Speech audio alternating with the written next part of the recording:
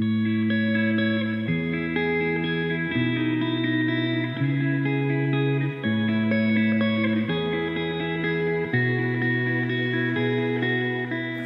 a retired judge of the Constitutional Court and Rule of Law NGO called Freedom Under Law. Purpose being to deal with, oppose, identify and breaches by government of provisions of the Constitution.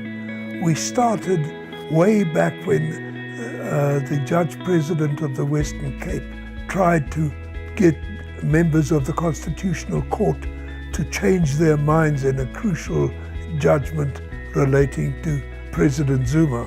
We have had some of the very best legal services available in Southern Africa. Every case we've started, ultimately we've won. Legwork was done by me, and Nicole Fritz is an enormous helpmeet. You know, this is a great award, entirely deserved by Justice Krechler. He has given life to this Constitution as one of the founding judges, and he gives life to this Constitution now as the chairperson of Freedom Under Law.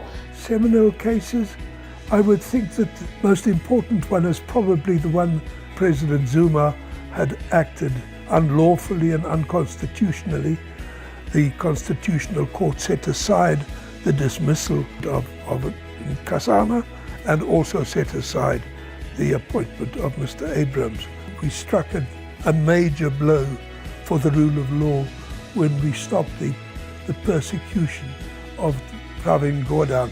I think we've had a major role to play in the eventual introduction of the Commission of Inquiry against Mr. Tom Moyane, who had perverted SARS, the South African Revenue Service. So those are some of the cases that we've been involved in that I would think were very important in public life in South Africa. Helen Suzman was perhaps our most distinguished parliamentarian ever in South Africa, but she made her name as a defender of human rights and the rule of law, and that is her great contribution to our public life. The Frederick Naumann Foundation wished to honor her life's work. They provided funding for the Helen Suzman Foundation, which was set up in 1993. And we've tried to continue in our work here. The Glenister case was our first major intervention, which did change the jurisprudence. I was delighted at the end of the day when I sat in court and Deputy Chief Justice Tikamo Soneke started reading the short judgment. The Helen Suzman Foundation wants the JSC's full records to be made public. Most recently, after 5.5 years in the various courts, the Constitutional Court ruled in our favor around the confidentiality regime which the Judicial Service Commission claimed was its right. We've also been involved in the defense of the institution of IPID and its independence. It is declared that the decision of the Minister of Police to suspend Mr. Robert McBride from his position as Executive Director of the Independent Police Investigative Directorate is invalid and is set aside. We're here to promote our constitutional democracy, we are here to defend the Bill of Rights, and we are here to hold those in power accountable.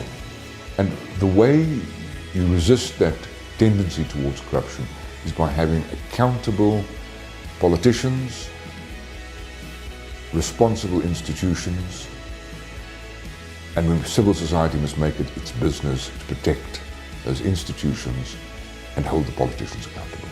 To this government, let my people go. We want freedom, freedom from corruption, freedom from state capture, freedom.